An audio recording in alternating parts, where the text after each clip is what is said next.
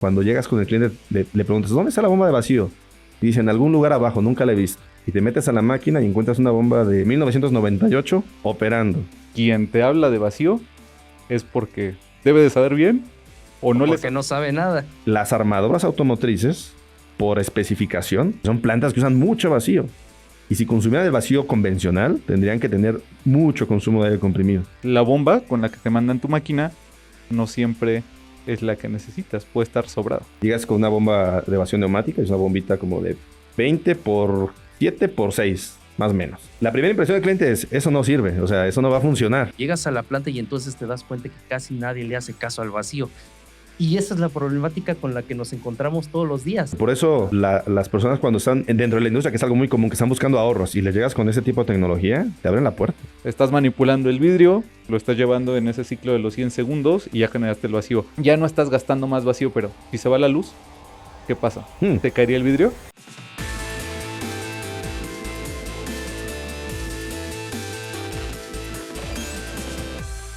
Automatización de vacío en la industria. ¿Cómo te la pintan en la escuela? ¿Cómo es cuando ya llegas a una planta? De todo esto vamos a estar platicando hoy. Para eso tenemos dos invitados. Uno de ellos es Mario Mondragón del equipo comercial de ILSA. ¿Cómo estás, Mario?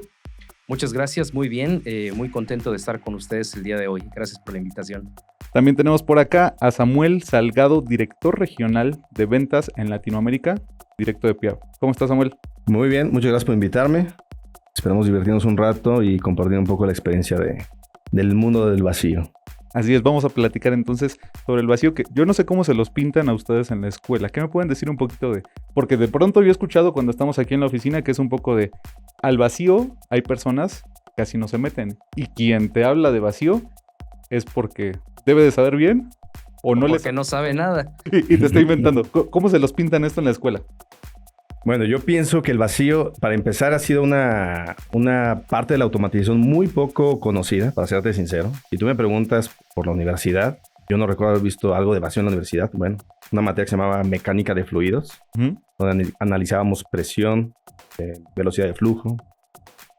Pero realmente vacío, que en la universidad te digan, mira, esto es un componente vacío, así funciona, creo, al menos en mi generación, que ya tiene unos años, no existía como tal el concepto de automatizar. Cuando hablábamos de automatización, íbamos al laboratorio, casi siempre toda la conversación iba centrada al PLC, a los controladores, pistones, pistones, neumática. Los laboratorios de neumática, de hecho, contenía todo lo que era neumática, pero no recuerdo haber visto un Venturi, para serte sincero. Entonces, cuando llegas al campo, lo que encuentras es que el vacío es un poco como que no le hacen mucho caso. Y hay muy pocos expertos en el mercado, o hay poca gente que conoce qué es el vacío, para qué sirve, cómo lo aprovecho mejor, qué podría hacer incluso con el vacío. Entonces, yo creo que partiendo de la universidad, obviamente ya aprendes toda la teoría, pero ya hablando en particular de vacío para automatizar, digo, no sé hoy día, pero en mis años no era un tema que se hablara mucho, ¿no? En tu caso, Mario, ¿cómo fue esto? Fíjate que estoy totalmente de acuerdo con Samuel. Mismo caso, ¿no? Hablabas más acerca de neumática cuando hablabas de automatización, ¿no? Y escuchabas un tanto acerca de PLC, relevadores, pistones, movimientos, pero mismo caso, ¿no? Creo que el vacío es un ente raro que no existió durante toda la universidad.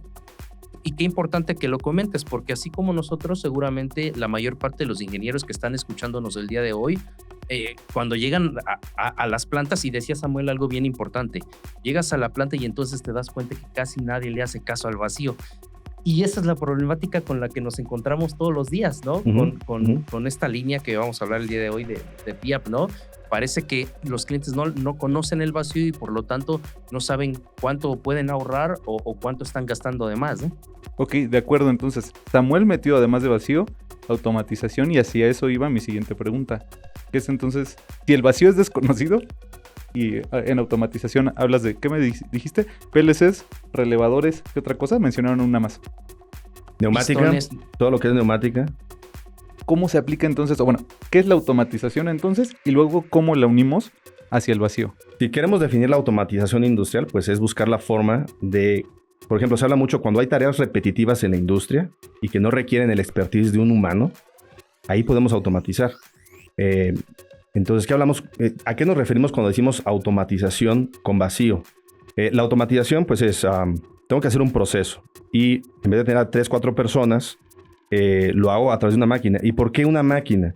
Porque hay tareas que son repetitivas, incluso dañinas para un humano que las esté haciendo de forma repetitiva. Entonces, la industria cada vez más se va a seguir automatizando. El vacío es la parte de la manipulación. En la mayoría de los casos, digo, hay diferentes aplicaciones de vacío en la industria, hay que mencionarlo. La más común se puede decir que es la manipulación. ¿Dónde entra el vacío ahí? Por ejemplo, un PLC va a controlar el proceso como tal, como es un programa, o sea, ahí puedes programar la secuencia del proceso. Los actuadores van a mover posiciones, piezas, y en este caso el vacío puede servir para sujetar una lámina, un cartón. Entonces es el elemento, realmente dentro de automatización, el vacío es el actuador final. Entonces tienes el control, tienes el músculo y tienes un actuador al final, que es el que hace contacto con la pieza. Generamos vacío, tenemos la capacidad de levantarla y moverla de posición. Entonces, algunas de las aplicaciones tienen que ver con manipulación. ¿Es la única? ¿Qué más podemos hacer con vacío en la industria? Creo que en mayor proporción, en la industria de la transformación, el vacío se utiliza para manipular, ¿no? También se puede utilizar para otras áreas, como por ejemplo, el que necesitemos evacuar cierto gas de alguna área, ¿no? Ya sea porque necesitemos utilizarlo o sea dañino para ese ambiente, ¿no? Creo que es de los puntos más importantes, pero en la industria de la transformación, la manipulación creo que es el 80-20 de la automatización. A veces nosotros llegamos a bromear, como un ejemplo, ¿no? Ahorita que estás diciendo manipular, solo es manipular, ¿no? Pero ¿qué pasa, por ejemplo, cuando dices tú tienes una lámina que no es el mismo material que un cartón o que un alimento? O sea, no es solo moverlo entonces por moverlo y ya. No, claro, ahí pegas un punto. Entonces tienes que entender que en el mundo de la manufactura existen un montón de cosas que vas a manipular. Entonces no es lo mismo manipular un cartón que un vidrio. Y vámonos a algo más delicado. Más costoso. Un componente electrónico, una tablilla electrónica. Necesitas un producto que sea antiestático, que no genere ningún tipo de voltaje, porque al momento incluso si tú tocas esas tabletas electrónicas con la mano, puede ser que tu misma energía la dañe, ¿no? Tenemos ventosas que sirven particularmente para eso. Tienes que diseñar un sistema de vacío que contiene ventosas, bombas, con materiales que sean adecuados para eso. Por ejemplo, los alimentos. Ahí tienes otro reto. Número 1, tienen que ser aprobados por FDA. Hoy día nos topamos mucho, pero mucho en la industria que llegas y el proceso está usando ventosas de todos los materiales menos, hablando de la industria alimenticia, de todos los materiales menos los indicados para manipular alimentos. Una cosa muy delicada, ¿no? Entonces, existen varias, tenemos que definir qué material vas a manipular y a partir de eso tienes que empezar a definir qué componentes vas a utilizar.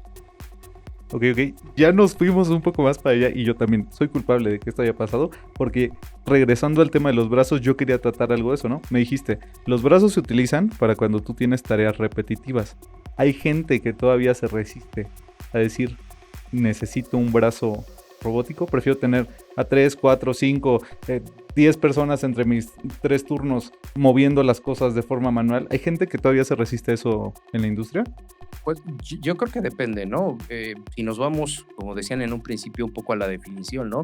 Es prácticamente meter tecnología, ¿no? A un proceso repetitivo, ¿no? ¿Qué vas a tener como resultado? Bueno, pues vas a tener beneficios, ¿no? Como un incremento productivo, como menos merma, menos daños, ¿no? Entonces, solo que alguien esté peleado con ganar más dinero, ¿no? El dueño no querrá hacer ese proceso de automatización, o a menos que sea un cliente pequeño que está apenas creciendo y no tiene tal vez los recursos en ese momento para poder hacer una automatización, ¿no? Que como ya platicábamos y nos comentaba Samuel, pues hay distintos tipos de automatización y distintos niveles y te vas dando cuenta que el que no te lo hayan enseñado en la universidad, llegas a la planta y cada vez es más difícil, ¿no? Hay más puntos que considerar, ¿no? Como decían, bueno, pues el tema del robot colaborativo, ¿no? tema de con qué lo vas a manipular, con vacío, con alguna garra, algo mecánico, ¿no? Qué tipo de material es, entonces qué necesitas considerar para ese material, ¿no? Entonces comienzas a darte cuenta que el vacío dentro de la industria es importante, pero es más importante todavía que estés asesorado por un experto. ¿Algún otro pero que tú le veas que la gente ponga en la máquina? Aparte de, no quiero tener más dinero. Mira, yo creo que el desconocimiento de la tecnología a veces provoca que los mismos tomadores de decisiones en la empresa digan, ¿sabe qué? No estoy muy seguro de automatizar esta área. Pero ya hay que tomar en consideración varias cosas. Una, hablábamos hace rato, es de tareas repetitivas, que pueden ser incluso dañinas para un operador. Hoy día en México y en Latinoamérica hay que ir mejorando las condiciones de los operadores. Las leyes del trabajo van mudando. Y eso también está apuntando a que la industria se automatice en el lado de los brazos robóticos. Otra causa es el error humano. Tú puedes tener un error humano. Entonces, con un brazo robótico, pues es un programa que va a estar repitiendo una secuencia. Y va a estar produciendo de forma continua. Entonces, desde un panel de control, tú puedes ver toda tu línea de producción cuando tienes conectados estos brazos robóticos, interactuando con toda la parte de control del proceso de manufactura. Entonces, pues realmente lo que yo veo en la industria, ¿por qué sí, por qué no toma la decisión? Al final también va o yo creo que es la principal, basado en la justificación económica. Es decir, este proceso sería más costeable o tiene un retorno de inversión y eso hay que demostrarlo. Los brazos robóticos seguro tienen las métricas para calcular esos retornos de inversión. En vacío tenemos esas métricas. O sea, si tú me dices, oye, yo tengo un operador haciendo este trabajo o tengo una bomba electromecánica que es una tecnología parecida al vacío, tú me puedes hacer un estudio de qué me conviene y nosotros podemos ofrecer ese cálculo de retorno de inversión. Entonces, todos los procesos al final de automatización van enfocados a reducir los tiempos, a reducir los errores y obviamente a reducir el riesgo del operador. Entonces, hay varios factores. Hoy día el presupuesto creo que también juega un papel muy importante. Ok, Mario, Samuel, ya me convencieron de comprarme un brazo robótico. O ya tengo soy una empresa que hace 2 años era pequeña y ya voy creciendo. Ya me compré mi primer brazo robótico. ¿Qué sigue? ¿Cómo lo automatizo con vacío? ¿Cuál es el siguiente paso a la hora ya de tenerlo? Ok, bueno, lo primero que definir es que vas a manipular. Si ya llegaste al punto en que es vacío, hay que tomar en cuenta varias cosas. Lo primero, ¿qué vamos a mover? ¿Es un producto alimenticio? ¿Es un producto farmacéutico? ¿Es un material clase A, por ejemplo, que es muy delicado? ¿Qué tipo de producto es? Una vez que definamos eso, vamos a definir el primer elemento, que es el actuador. En este caso, la ventosa. Ok, ya definimos qué es, vamos a pensar vidrio. Vamos a usar un ejemplo. Ya definimos qué es vidrio. Ok, ahora lo que sigue. ¿Cuánto pesa el vidrio? Pues este vidrio puede pesar... Tenemos clientes que usan para los lentes, o sea, puede pesar gramos, o puede ser un vidrio, un quemacocos de una Tesla, que pesa, no sé, 45 kilos. Entonces, hay mucha diferencia. Entonces, peso, material, peso, temperatura. Esta pieza está fría, está a condiciones ambientales, viene saliendo de un horno. ¿En qué condiciones viene? Hoy viene caliente. Entonces, todo eso lo tenemos que tomar en consideración para definir la ventosa. Luego, la cantidad de ventosas lo vamos a dictaminar por la superficie o por el tamaño de la pieza. Tenemos que calcular el peso. Basado en eso definimos el diámetro, material. Y por último vamos a definir el generador de vacío. El generador vacío lo que va a hacer es darnos la fuerza de vacío para sujetar esta pieza. Y ahí tenemos que considerar, en el caso del vidrio se ocupan flujos bajos, pero si nos vamos ya un poco más a detalle, si vas a manipular una pieza clase A, vamos a pensar un vidrio que ya está terminado y ensamblado para un auto, pues ya es un producto terminado que si se te cae, número uno, puedes ocasionar un accidente, que es grave. Eso es lo principal siempre en ese tipo de sistemas, o cuando vas a decidir acerca del sistema de vacío que vas a utilizar. Y número dos, pues el desperdicio, ¿no? Si se rompe, tal vez hay una celda que no hay peligro, pero si se rompió es un producto que perdiste y se va al scrap. Entonces ahí podemos hablar de bombas de vacío con sistema de ahorro de energía.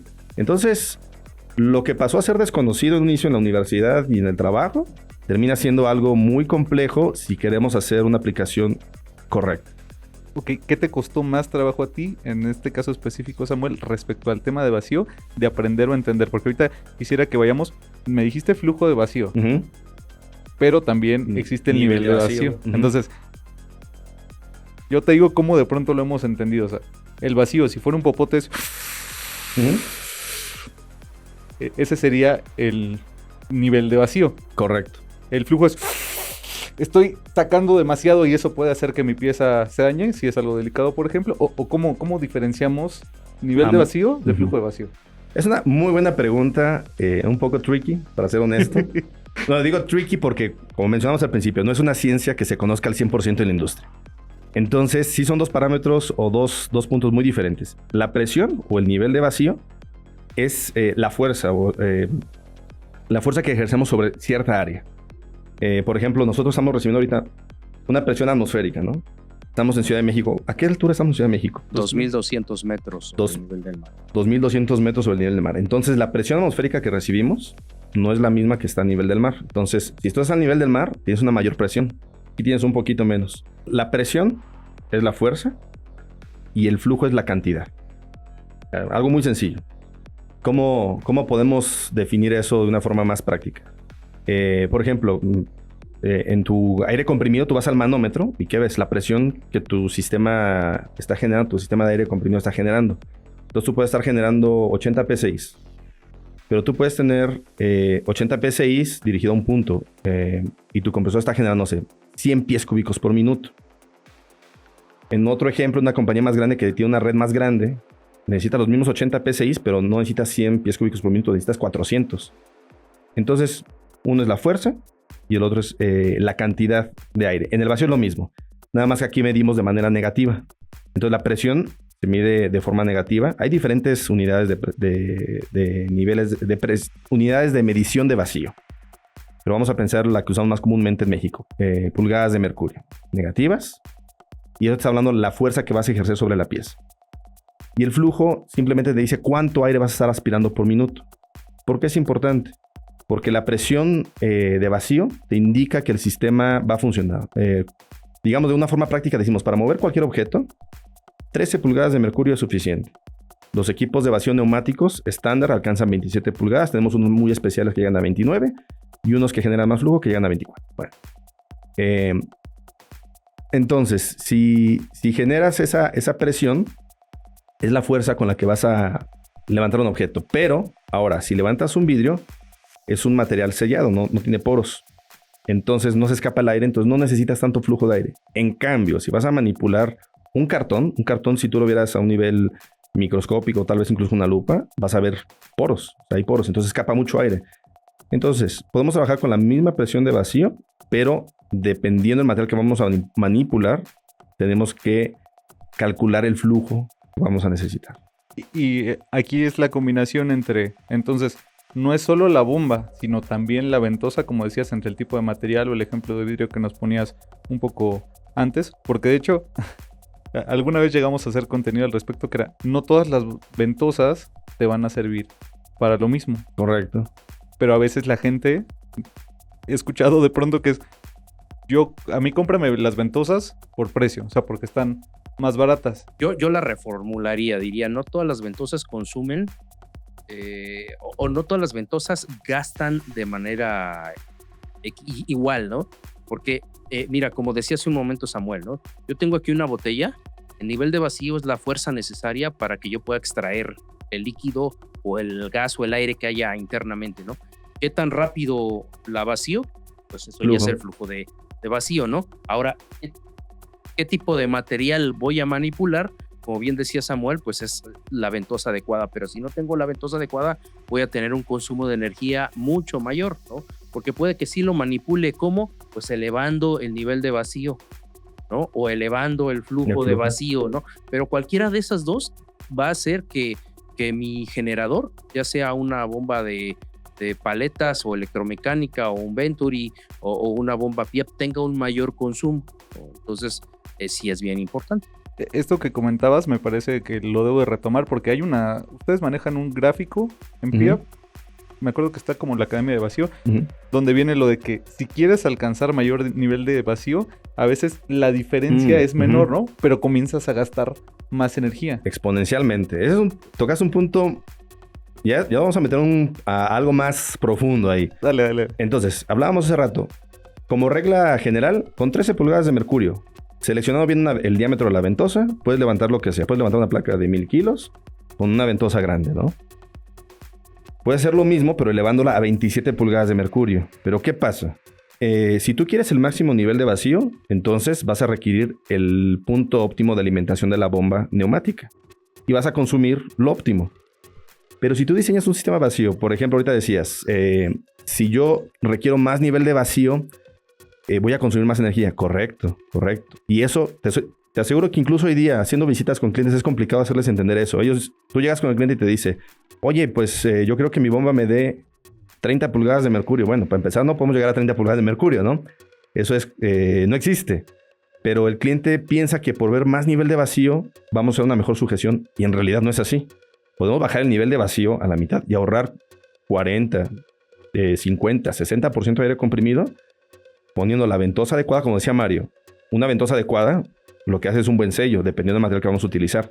Y haciendo un buen sello vas a requerir un Venturi más pequeño y si tomas en consideración esas 13 pulgadas de mercurio y no te vas a las 27 que te lo da la bomba, pues puedes ahorrar algo de aire comprimido. Entonces ese es un truco para ahorrar aire comprimido dentro de la industria, que muy pocos aplican, muy pocos conocen, entonces es algo que debemos seguir fomentando para que nuestros clientes bajen sus consumos de aire comprimido. O sea, me estás diciendo que si selecciono bien mi bomba y mi ventosa, yo puedo ahorrar energía también o de forma potencial dinero. Claro. ¿Se traduciría eso?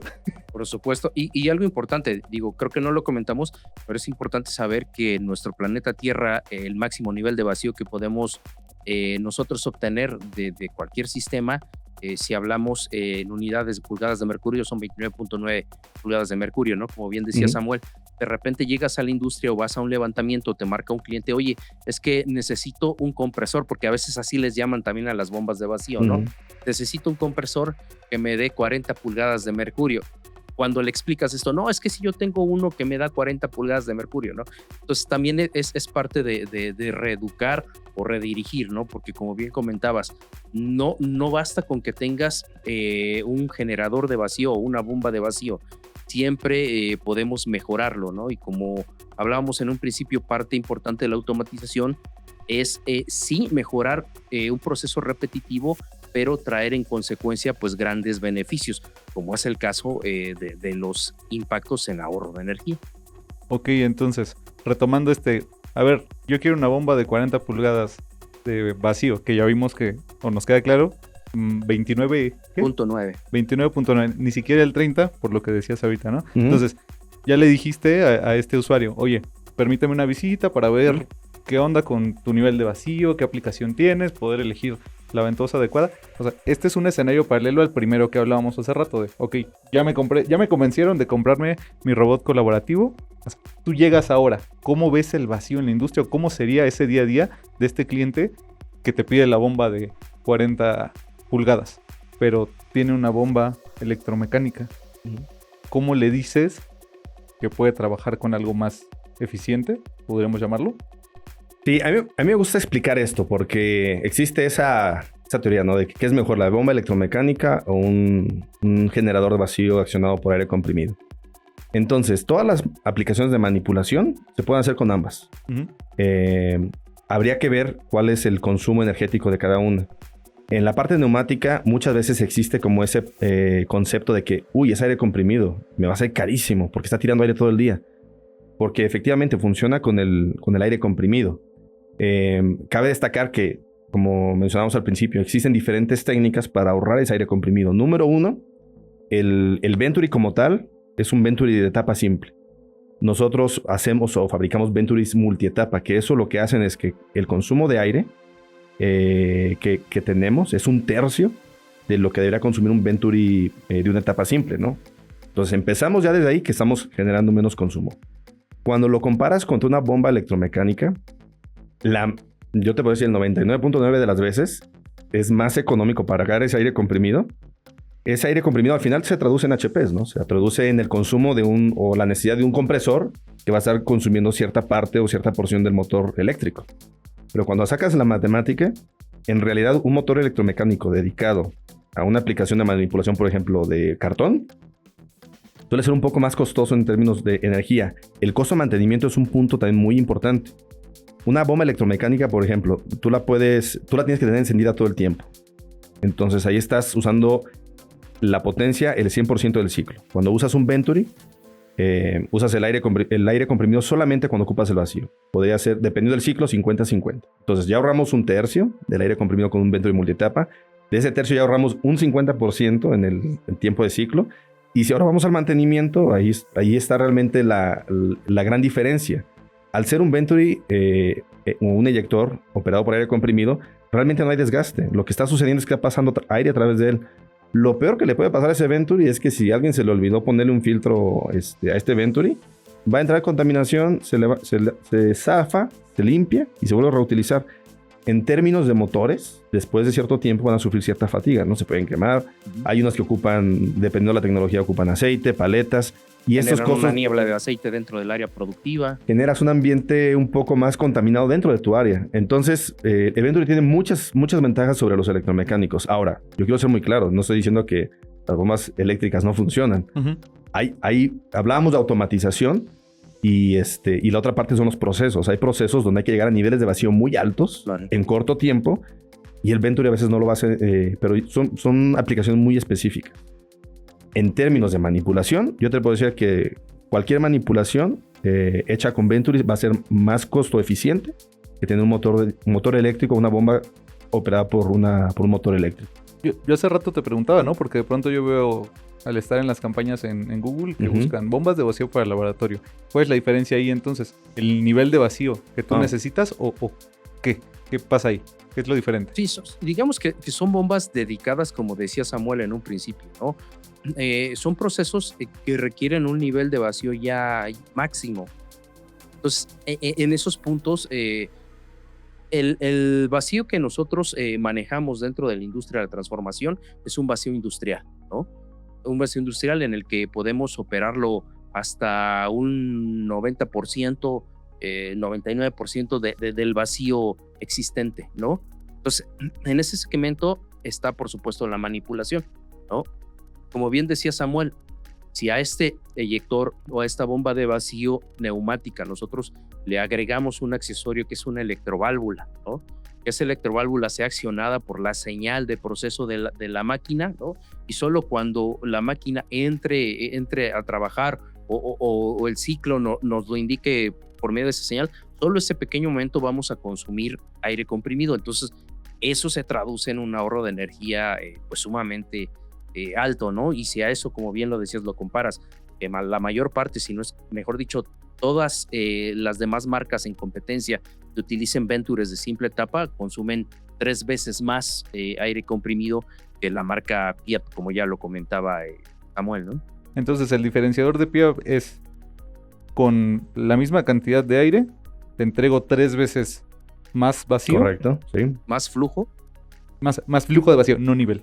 Más flujo de vacío, correcto, más flujo de vacío. Ok, oye, y entonces, refiriéndonos al Venturi, para quien desconozca cómo funciona un Venturi, ¿cómo se lo podemos explicar de forma sencilla?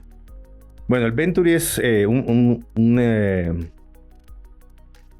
efecto que lo que haces es en una tubería confinada, cerrada, tú haces correr un fluido, ya sea aire, ya sea líquido, y le cambias ese diámetro de la tubería en cierto punto. Lo que provocas ahí es una aceleración, porque va a tratar de pasar el mismo fluido por un estrecho más pequeño. En ese punto, si tú abres un orificio hacia la atmósfera, vas a generar un diferencial de presión. Ese es el efecto Venturi. Por eso se le dice Venturi. De hecho, en la industria, cuando vamos, nos piden, oye, ¿qué diferencia hay entre una bomba de vacío, un Venturi? ¿De qué otra forma le dicen? Un eyector. Un eyector, sí. Le dicen de varias formas. Bomba de vacío neumática. Bomba de vacío neumática. Entonces le dicen de varias formas. Al final es el mismo principio, es un fluido, en este caso el aire comprimido, que genera este diferencial de presión. Así es como funciona un Venturi. Y el aire comprimido, ejemplo, ya tú ponías lo de los vidrios, ¿no? Vamos a manipular un vidrio. Y no importa tanto porque pues no es un producto que me vaya a comer. Pero ejemplo, quiero manipular un pan que lo necesito levantar para llevarlo a otro lado, ¿importa el nivel o la calidad de aire que vas a pasar a través de ese Venturi? ¿O cómo se maneja eso? Ahí en ese sentido, no importa tanto la calidad de aire que utilices. ¿Por qué? Porque como bien dice Samuel, ¿no? Tú tienes un pequeño cilindro, digamos, por el que estás transitando aire a cierta velocidad, e internamente tú estás jugando con esos diámetros, ¿no? Ese aire que entra, ese aire sale por otra etapa, ¿no? Por otro lado, y en las partes intermedias ahí tú tienes la succión o el vacío que tú vas a ocupar para manipular ese pan, ¿no? Por ejemplo, entonces, en estricto sentido, el aire comprimido no está en contacto, en este caso, con la manipulación. Sin embargo, si tienes una mala calidad de aire, es posible que en algún momento internamente en ese Venturi haya ciertos condensados que por la gravedad sí puedan tal vez caer sobre tu producto, ¿no? Entonces, ahí es bien importante conocer el proceso, ¿no? Una vez que ya conoces el proceso, entonces, bueno, puedes colocar filtración adecuada en ese Venturi o filtración que alimenta ese Venturi, ¿no? Por supuesto. Porque también está el caso contrario, ¿no? Y me parece que Piap también tiene soluciones. Ejemplo, vas a trabajar en una cementera y necesitas levantar los sacos de cemento, y ese es un ambiente donde puede haber mucha partícula, ¿no? Entonces, ¿existe también filtración o qué soluciones de filtración tienes? Porque me decías hace rato en el primer ejemplo, si no le pones un filtro, lo más que puede pasar es que tengas un poco de suciedad que puedes sopletear y listo. Y ya. Sin embargo, hay que tratar, depende de la aplicación, como esa el cemento es un perfecto ejemplo. O sea, el cemento es un área muy polvosa. Tú entras a una planta cementera, por más limpia que esté, hay partícula. Entonces, tengo clientes que ponen hasta doble filtro para mantener las bombas lo más limpias posible. Y en esa parte, pues se pueden colocar, tenemos diferentes filtros, diferentes tamaños, con diferente paso de micronaje. Y dependiendo de eso, también se dimensiona un filtro, y eso que va a provocar que le dé más vida útil antes de un mantenimiento a tu Venturi. ¿Qué tan seguido es el mantenimiento ahorita que hablas de él? Es muy variable, eso va a depender mucho de la aplicación. No hay como un estándar, porque cada industria es diferente. No es lo mismo alguien que fabrica cemento, por ejemplo, que un laboratorio farmacéutico. Sí. O incluso entre mismos, pueden ser dos plantas de cemento, pero una tiene unos estándares más estrictos de colección de polvos en el ambiente y otra no. Entonces, la verdad, eso no te podría decir, va a durar 1 mes, 2 meses, 3 meses. No hay una regla como tal. Sin embargo, es bueno estar monitoreando constantemente. Yo lo que les recomiendo a mis clientes es, pon tu sistema de vacío, mide el nivel de vacío antes en la bomba y mide el nivel de vacío en la línea después del filtro. Ya cuando veas un diferencial ahí, ya se entiende que hay un problema en el filtro. Entonces, la primera vez puedes definir, no, pues se me tapó en 4 meses. Bueno, entonces, cada 4 meses hazle tu limpieza, un reemplazo de elemento filtrante. Y eso te va a mantener la bomba. Mira, yo he visto bombas, ahorita estamos en la 3ª generación de Classic. Sí. Yo he visto bombas de hace 20 años funcionando, que cuando llegas con el cliente le preguntas, ¿dónde está la bomba de vacío? Y dice, en algún lugar abajo, nunca la he visto. Y te metes a la máquina y encuentras una bomba sin mentirte, de 1998 operando. Porque no son tan susceptibles al final de cuentas a la contaminación. Y hablábamos también en un capítulo que grabamos con Mario que el mantenimiento puede ser entonces de un costo mucho menor, ¿no? Tal cual nos lo has mencionado. Ya dejé mi bomba 20 años abajo de la máquina y nunca me ha fallado. ¿Cuándo o cuáles son los problemas más comunes que puede tener la gente a la hora de que llegas y la asesoras en los temas de vacío y que por el desconocimiento o cualquier otra cosa no lo entienden? Ejemplo, pues yo tengo cualquier ventosa y no está agarrando bien. ¿Qué otro problema puede existir? Mira, los problemas más comunes en este caso, yo lo he visto más en bombas electromecánicas, ¿no? Por supuesto, no es lo mismo utilizar un Venturi o como bien decía Samuel en un principio, cuando tienen bombas pequeñas dentro de la planta no les toman tanta importancia porque son mantenimientos bajos, ¿no? Se los dan esporádicamente cada 6 meses o cada año a las bombas electromecánicas, ¿no?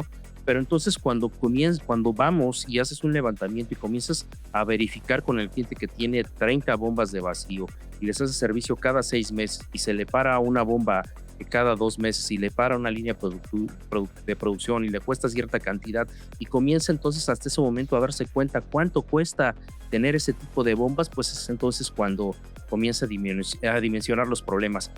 Problemas con bombas electromecánicas, pues muchos. Generan calor, generan ruido dentro del ambiente de trabajo, ¿no?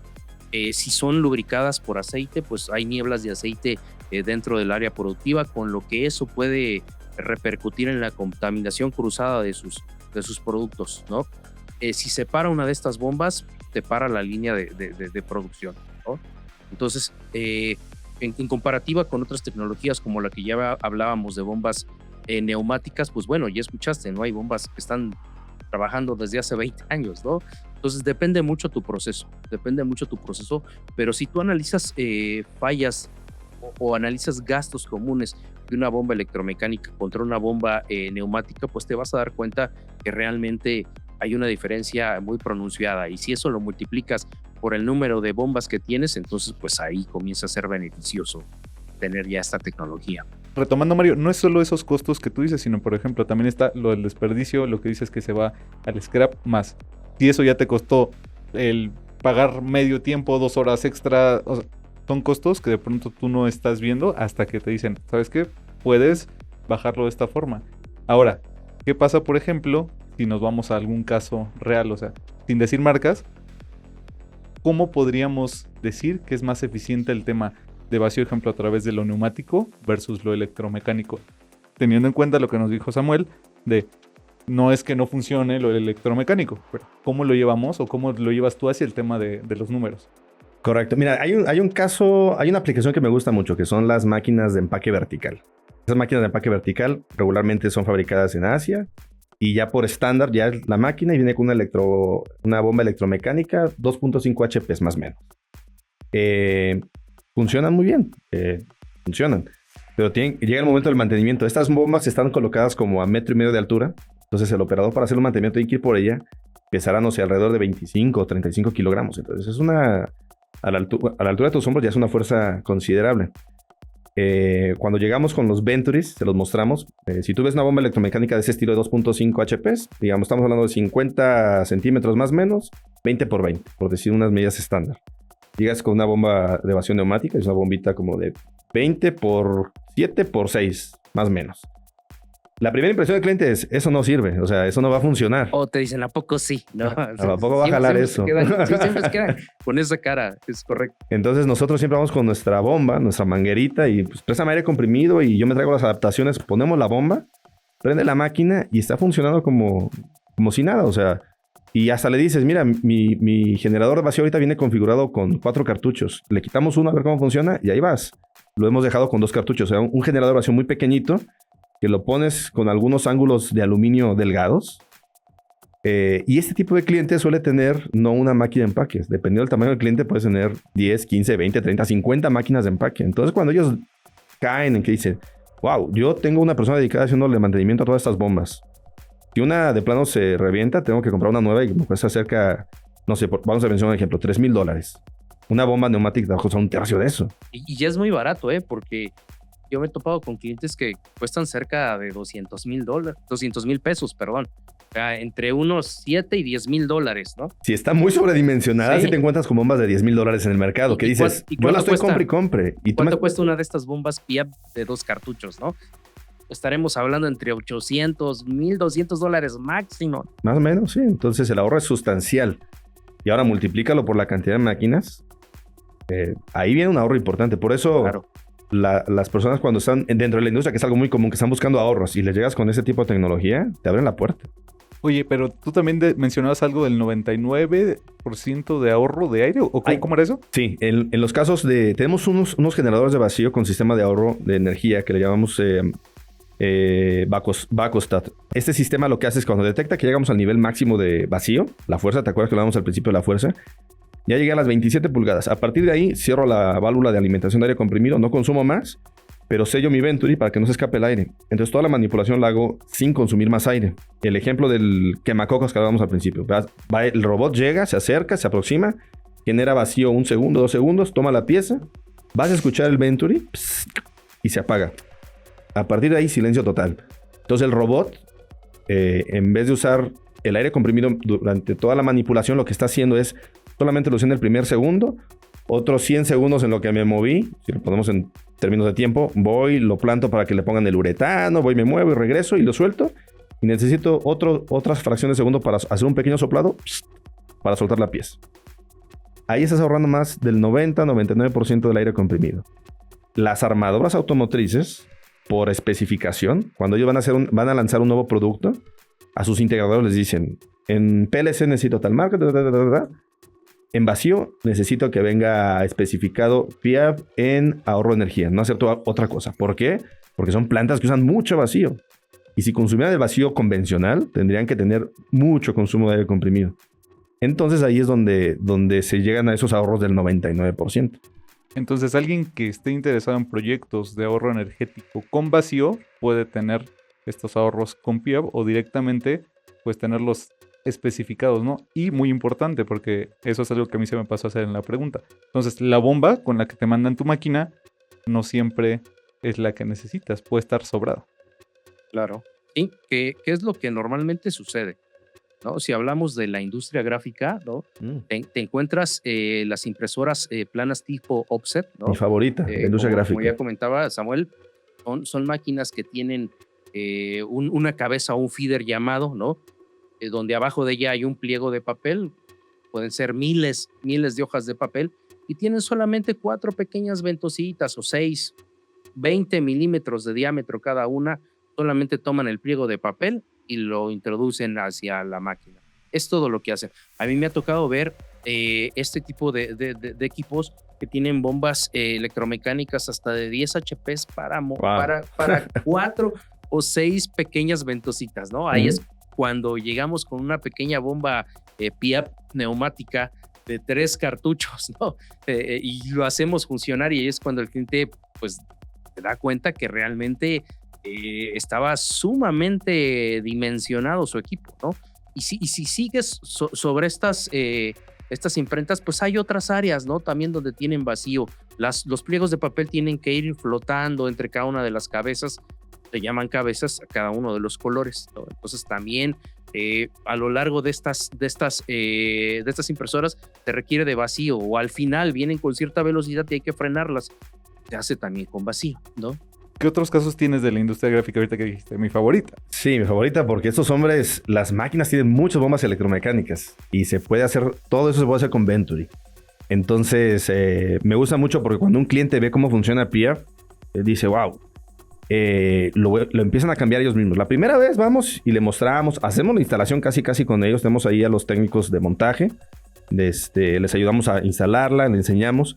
Una vez que ve cómo funciona, dice, oye, ¿y acá? Acá va esta. Oye, ¿y acá va esta? Y después te dejan de llamar. Pero te siguen comprando la bomba. Las bombas ellos las instalan. Ellos las empiezan a instalar porque se dan cuenta lo fácil que es. No necesitan un técnico que les vaya a cobrar por hora para instalarla. O sea, es un elemento realmente muy sencillo. Yo creo que ese es el éxito del Venturi. Es un producto muy fácil de usar, muy fácil de darle mantenimiento, bajo costo, bajo consumo. Entonces, para mí es un producto... llevo más de 15 años trabajando en esto y es un producto ideal porque la gente lo acepta muy bien, porque es muy fácil de usar. El tamaño de la aplicación que yo tenga en mi proceso, en mi planta, ¿es alguna limitante para PIAP? ¿Hasta qué sí podemos mover, por ejemplo, con PIAP? Bueno, en términos de manipulación, no encuentro algo que no podamos mover con PIAP. Cuando hablamos de procesos, ya ahí podemos brincar a otro nivel de necesidades. Vaciar un tanque, por ejemplo, pues ya con una bomba electromecánica no es posible. Nosotros mismos vendemos manipuladores para paletizado, manipuladores de esponja, no usan ventosas, son esponja, que pueden medir 1.20 por 1.20, son planos, le llamamos planos aspirantes. Por la velocidad de ciclo, ahí ya no metemos Venturis, pero estamos hablando ya de una manipulación mayor.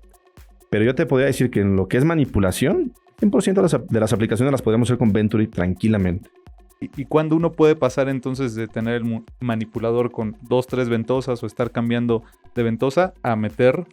Entiendo que que nos dices es el Kenos, o bueno, aquí en México lo conocemos así. Así es. Planos aspirantes, la marca es Kinos. Finalmente esto es un plano que tiene una construcción interna de tal forma que podemos sujetar generalmente lo usamos para cajas de cartón, para paletizado, pero tiene muchas aplicaciones. Bolsas de papel, bolsas, por ejemplo, alimento de mascotas, tacos. Hay muchas aplicaciones, pero digamos que las que son de gran formato pueden ser cajas. Pueden levantar, por ejemplo, latas vacías o latas llenas con producto. Y ahí usamos la esponja en lugar de ventosa porque la línea de paletizado, por ejemplo, puede ser que tengas cierto tamaño de cajas de la medianoche a las 6 de la mañana y de pronto terminaste de correr ese producto y en la tarde vas a correr un producto diferente. Entonces necesitas flexibilidad. Estos grippers están diseñados para funcionar con diferentes tamaños de cajas, lo podemos diseñar a la medida y ahí es donde hacemos ese cambio de tecnología. Y por ende, como son muy grandes, y ahí conviene más usar un blower, bajo nivel de vacío, alto flujo, porque ya es un gripper demasiado grande. Ok, entonces, cuando tienes cajas de varios tamaños o aplicaciones como las que nos decías, sacos, es cuando utilizas un gripper de vacío. Regularmente empaletizado, se podría decir, podemos medio que encasillar ahí. Y si regresáramos para casos específicos de ventosas, ¿cuándo sí sería necesario una ventosa? Bueno, la ventosa, como mencionábamos al principio, es el actuador, ¿no? Entonces, más bien, yo creo que lo que debemos pensar es, cuando tengo un robot, ¿qué me conviene más? ¿Usar un sistema de vacío o un sistema mecánico? Porque existen también los grippers, ¿no? Yo le digo a mis clientes, mira, esta pieza la puedes agarrar fácilmente con un gripper, pero un gripper con esas características te va a costar 10 veces más de lo que te va a costar una ventosa, 15, 20 veces más, porque estamos hablando ahí de algún tema ya muy controlado, ¿no? Y una ventosa, la verdad que es muy sencilla la tecnología. Entonces economiza mucho, número uno. Número dos, hablando en particular no en particular en robots colaborativos, vamos a hablar en general en robots. Entre menor sea el peso de la herramienta, un robot más pequeño va a ser necesario. Entonces, si tú pones una herramienta mecanizada con clamps, con grippers, va a ser muy pesada y por ende vas a necesitar un robot con una capacidad alta. Si lo haces con vacío, son materiales muy ligeros, entonces aligeras al máximo la herramienta. Entonces, más bien entre hacer la diferenciación de la esponja y la ventosa, yo haría la diferenciación para un robot o un sistema mecanizado incluso, el peso de la herramienta. Eso es otra ventaja competitiva del vacío para automatizar procesos. Entonces, si quieres ahorrar en vacío, necesitas elegir bien tus herramientas y la tecnología que vas a usar, si estoy entendiendo bien. Como bien ya decía Samuel, hay diferentes tecnologías. Ninguna de ellas es mejor que otra, ¿no? Cada aplicación tendrá la tecnología adecuada, ¿no? Y para eso es importante que esté un experto dentro de tu planta que puedan verificar justamente qué es lo que tienes, ¿no? ¿Qué es lo que tienes? ¿Cuál es tu inversión, ¿no? ¿Hacia dónde va tu producción? Y en función de eso podamos diseñar un sistema número uno que cumpla, en este caso, con tu proceso, que sea eficiente, que sea lo menor costoso para tu aplicación, que sea lo adecuado, ¿no? Entonces, si hoy especificamos un Venturi para una aplicación, tal vez mañana en otra empresa no sea lo mejor, tal vez ya sea una bomba de más cartuchos neumática, o como bien decía Samuel, ¿no? Y si ya también es un medio aspirante grande, que requiere flujos de vacío grandes, entonces tal vez ahí nos vamos por un soplador, ¿no? Termina siendo determinístico que nos invites, que podamos evaluar cuál es tu aplicación y en función de tener todos esos parámetros, entonces sí ya diseñar el chaleco hecho a tu medida, ¿no? Pero lo que sí te podemos garantizar es que van a haber mejoras, ¿no? Mejoras de eficiencia, mejoras económicas, mejoras de ahorros de energía, por supuesto, y de mantenimiento. Ok, ahorita que dijiste o estaban mencionando ya no me vuelven a hablar porque ellos las comienzan a instalar solito, puede pasar también el caso, ¿no? Ya me pasaron, a veces decimos aquí, la receta, o yo lo hacía así con vacío antes, pero ahorita no me está dando el nivel o me está soltando la pieza y demás. Ahí es cuando yo te vuelvo a marcar, ¿no? Quiero pensar que es así y ya entras tú desde el lado comercial con nuevas oportunidades o nuevos puntos de mejora hacia las personas. Quiero regresar un poco hacia el tema de lo de las ventosas. ¿Cómo podemos bajar de forma sencilla las partes de una ventosa? Cuando sí necesito que sea de varios nivelitos, a pesar de que yo sé que se llaman fuelles, el labio, la faldita que pueden traer. Tú estabas mencionando que a veces necesitas un gripper mecánico, pero yo he visto también soluciones de PIAP que con aire comprimido puedes agarrar una garra. La garrita de vacío. ¿Qué tipos de ventosas hay? ¿Qué partes? A ver. Bueno, en Piap tenemos ahora sí un catálogo muy extenso. Tenemos ventosas para sujetar bolsas, tenemos ventosas para sujetar alimentos, para sujetar cartón, metal, vidrio. O sea, cada una tiene su característica muy particular. ¿Cómo podemos definir una ventosa? Tenemos diferentes formas. Si son superficies, por ejemplo, esta mesa, ¿no? Está en el proceso de fabricación. Ahí usamos ventosas planas, es lo más eficiente. Si tienes una manufactura donde, por ejemplo, pueden ser cajas de cartón saliendo de la línea de producción y necesitas un poco de compensar la altura, no siempre va a llegar a la misma posición la caja. Entonces ahí necesitamos una ventosa con fuelle. Si es, por ejemplo, un alimento que vas a tocar, a lo mejor necesitas un poco de fuelle, pero también necesitas que tenga un material detectable para que si la ventosa se ve en la línea de producción la podamos detectar más adelante con un sistema de detección de metales. Entonces, depende mucho. Entonces tenemos la ventosa, es la parte plástica, lo que llamamos la parte plástica. El conector, hay de varios materiales, aluminio, acero inoxidable, plástico. Lo que hace es que conecta o sujeta la ventosa y nos da una rosca para montarla ya en una herramienta o en un accesorio. La ventosa también puede tener accesorios internos como válvulas antirretorno. ¿Para qué? Por ejemplo, si tenemos un plano con 10 ventosas y una sola bomba de vacío, si estas 10 ventosas, una de ellas no tocara el producto por alguna circunstancia, esa válvula que tiene internamente la ventosa se cierra y evita que se comunique la fuga al resto del sistema. Entonces hay varios accesorios que podemos agregar incluso a la ventosa para hacer un sistema de vacío más seguro. Y hay otra parte que no hemos mencionado, que son los accesorios. No es solo la bomba y la ventosa, en el intermedio que tenemos, ahí necesitamos a veces compensadores de nivel. Por ejemplo, si vamos a sujetar materiales que el manipulador puede tener un margen de error, pues con un compensador de nivel, al momento de llegar, amortigua la llegada del manipulador, se asegura de que la ventosa toca la pieza, pero tampoco no le empuja lo suficiente como para lastimarla. Entonces este resorte actúa como los amortiguadores del carro. Nos nivela cuando caemos en un bache. Tenemos accesorios de montaje, porque pues compras la ventosa y la bomba y luego cómo los unes, montas, ¿no? Claro. Tenemos los accesorios de montaje. Tenemos sensores de vacío. Si tú quieres tener ya un sistema más que puedas leer desde el punto de vista de control, lo que hablábamos al principio. Todo está enfocado al control, ¿no? PLC. Bueno, tenemos vacuum switch que te envían señales a la bomba. Tenemos si es un proceso muy rápido, por ejemplo, que tienes que hacer 40 ciclos por minuto. Estamos hablando de un ciclo de 1 punto y fracción de segundos. Necesitas al momento de agarrar, que lo hacemos muy rápido, pero al momento de soltar, a veces hay que esperar que evacúe el aire. Entonces ahí podemos poner también accesorios de soplado o accesorios atmosféricos para que regulen la presión interna atmosférica. Y así, pues hay un montón. Pero todo va enfocado a que tu pieza la agarremos el 100% de las veces y ahorres el máximo de aire comprimido. Hay varios escenarios, o bueno, ahorita faltó el tema de las garritas que te decía, no recuerdo cuál es el nombre de ese modelo. En Piap manejamos esta nueva familia de productos, se llama Pi Soft Grip.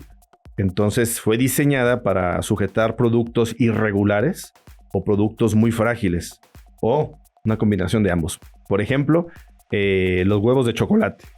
Los huevos de chocolate, ¿cómo los agarras? A veces lo agarramos con si es el huevo de chocolate directo, pues una ventosa lo puede agarrar muy bien porque tiene una superficie un poco, digamos, uniforme. Pero cuando ya viene con el empaque es un poco más complicado. Entonces ahí tenemos esta garra, que son 3 dedos, que al momento que le aplicas vacío se contraen, son de silicona, y la presión máxima que va a ejercer es lo que hablábamos hace rato como nivel máximo de vacío, ¿no? 27 pulgadas de mercurio, que equivale más o menos a 14.7 PSI. Entonces, y esto es para no romperlo, justamente. Para no romperlo, lo sujetas de manera segura, pero de una forma delicada al mismo tiempo. Regulando esa fuerza. Y la puedes regular, o sea, el máximo son 14 PSI de presión, pero si tu producto todavía es mucho más frágil que eso, lo puedes ir regulando con un simple regulador de presión. Llegamos a menor nivel de vacío y se puede manipular sin problema. Ahorita que estaban diciendo el tema de lo de las ventosas y no pasarle esa fuga hacia las otras 9 ventosas o la que estés usando o viceversa, quiero regresar al tema de lo del vidrio. Ok, ahorita aquí no se escucha, pero está lloviendo. Entonces, estás manipulando el vidrio, lo estás llevando en ese ciclo de los 100 segundos y ya generaste el vacío 1 o 2 segundos. Ya no estás gastando más vacío, pero si se va la luz, ¿qué pasa? ¿Te caería el vidrio? No, porque obviamente, como hablamos hace un momento, el Venturi internamente queda hermetizado, digámoslo, con el nivel de vacío que se alcanzó, ¿no? Entonces va a permanecer ese nivel de vacío y va a permanecer sujetando esa pieza, ¿no? Depende, obviamente, ya del tiempo, la presión atmosférica, la gravedad, etcétera, pues obviamente va a comenzar a ejercer una fuerza sobre la ventosa, y sí puede ser que en algún momento, después de cierto tiempo, pues sí se despegue, ¿no? Pero el tiempo que va a mantener, en este caso, el vacío interno, pues nos va a permitir hacer una manipulación ya mecánica, ¿no? Entre varias personas, bajarlo, colocar, meter aire atmosférico, qué sé yo, alguna otra aplicación para que justamente podamos soltar ya la pieza, poderla posicionar nuevamente de manera segura en algún lugar, ¿no? ¿Y con algún accesorio esto se puede asegurar? O sea, porque yo recuerdo que alguna vez hemos hecho el ejercicio de, ok, le desconectas, no recuerdo qué accesorio es, desconectas el aire y esto no se cae. Hay productos ya desde el principio se tiene que definir eso. Entonces, el Venturi, si tú tienes una condición de este tipo, de que es peligroso, es costoso y no se puede soltar si se va la luz, desde un principio se tiene que definir. Entonces, se define, tenemos algunos productos como la línea de PMAT, con su sistema de Bacostat and Backtrap.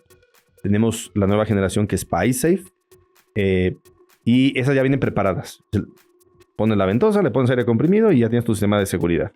Si ya tienes un sistema de vacío y no se pidió desde un inicio con ese tipo de accesorios, tenemos algunos accesorios adicionales que se pueden adaptar. Entonces, habría que revisar qué es lo que tienes y lo podríamos hacer como un upgrade. Claro. Un upgrade, entonces con esos accesorios tú ya puedes tener un sistema seguro. Entonces son de las dos vías. Pero lo ideal es siempre desde el inicio definir que eso va a ser una aplicación de riesgo. Y si ya lo tienes y no está asegurado, hay dos opciones. O cambias todo el sistema, o si el Venturi que está colocado y las ventosas lo permiten, metes los accesorios.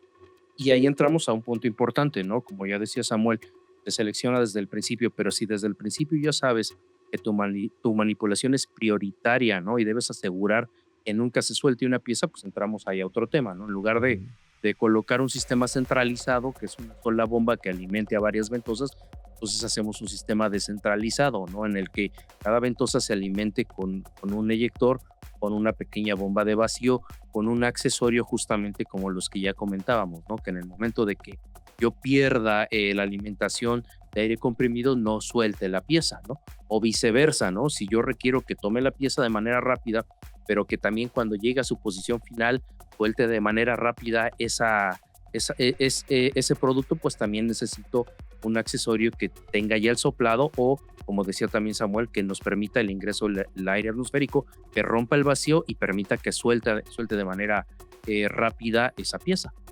Ok, yo estoy entendiendo entonces que PIAP son soluciones personalizadas, a medida, como mucho de lo que hacemos aquí en ILSA. ¿Por qué otra cosa más alguien debería trabajar con PIAP? Bueno, ya nos dijiste que también PIAP ya está especificado en varias industrias, ¿no? Yo quiero ahorro energético, igual a PIAP. ¿Qué otras cosas ofrece PIAP? ¿O por qué sí PIAP? Bueno, déjame recapitular. Ahorro en la inversión inicial. Ahorro energético. Seguridad al manipular los materiales. Son 3 puntos, digamos que los básicos para elegir PIAP. Ya a eso le sumas la expertise del grupo PIAP. Ahorro de mantenimiento. El mantenimiento, soporte.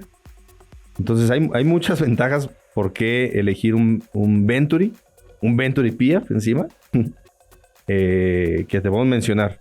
Lo único que se necesita es un cliente. A mí me encanta que me llamen clientes con problemas, son mis favoritos. O sea, cuando un cliente tiene un problema y me llama, digo, listo. O sea, agarro mi maleta de demostración, vamos, corremos una prueba para que el cliente lo valide. Y créeme que la mayoría de las veces lo terminan implementando en sus compañías. Entonces, te puedo mencionar esas ventajas de PIAP y del sistema Venturi como tal, ¿no?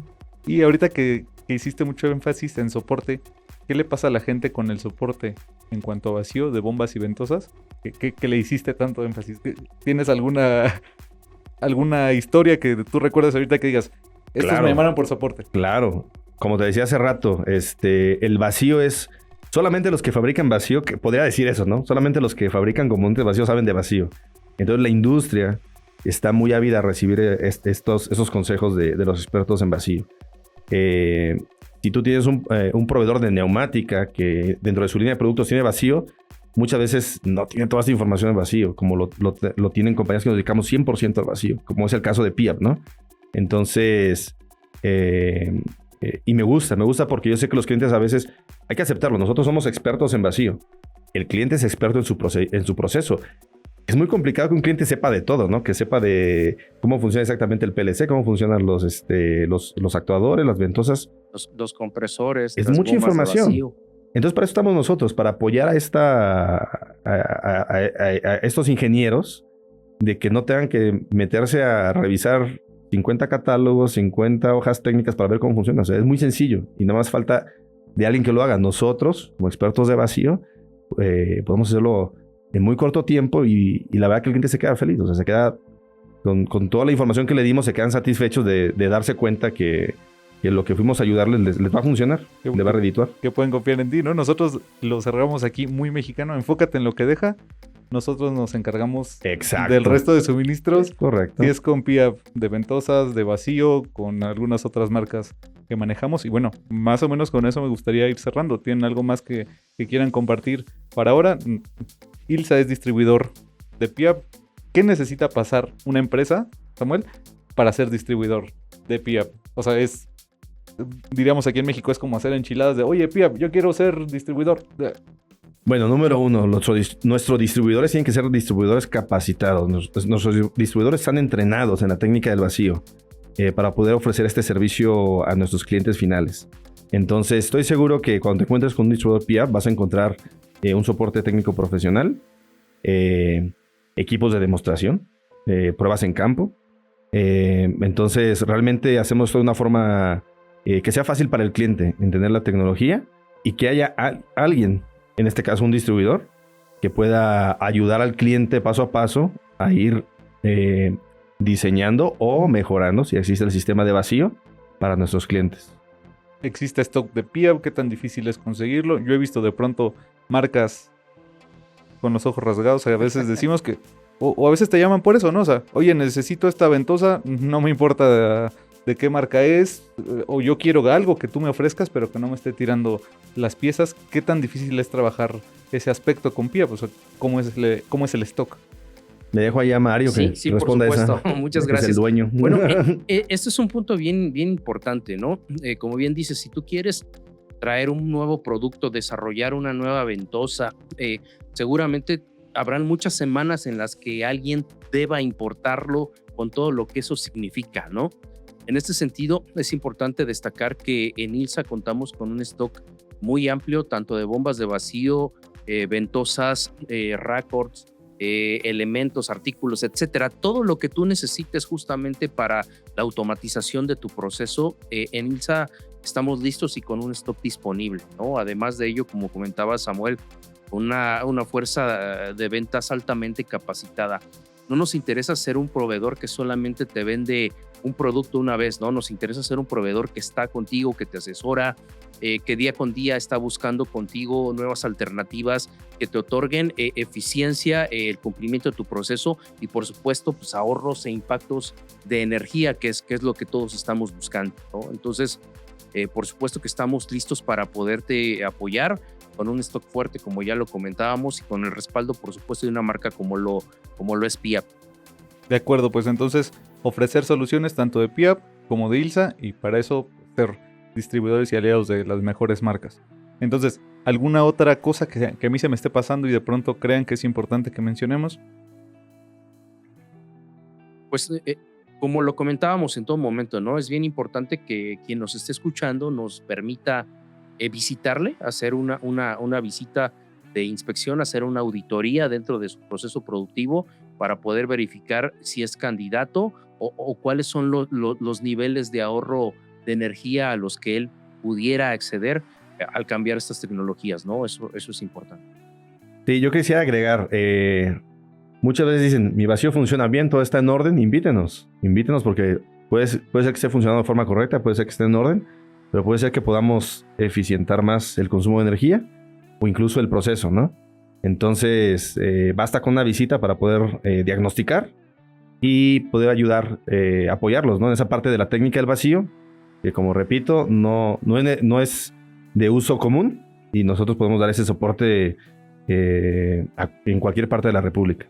Y como decíamos en el capítulo pasado, o tal vez puedes creer que no tienes problemas o que ya no puedes ahorrar más. Correcto, muy cierto.